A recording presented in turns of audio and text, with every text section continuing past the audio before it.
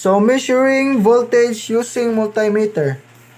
So first, let's try the multimeter if it works. So next, as you can see, there's a 4 sign here: DCV, DCMA, ACV, and ohms.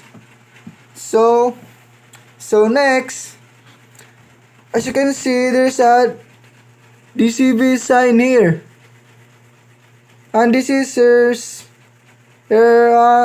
scale bar up to 10. So next,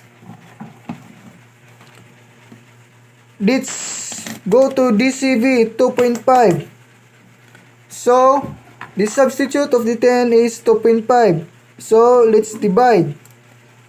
2.5 divided by 10 is equals 0.25. So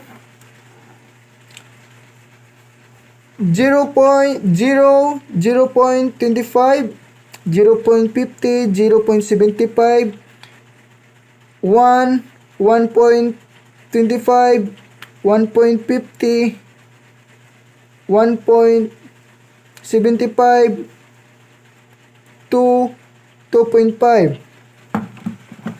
So next is measuring the battery.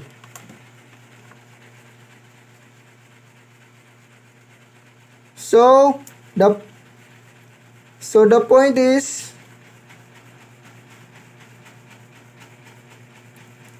1.5.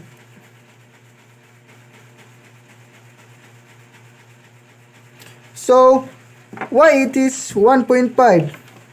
Because it's 0, 0.25, 0.50, 0.75, 1, 1.25, 1.50, and 1.55, 1.5. So the voltage of the battery is 1.5.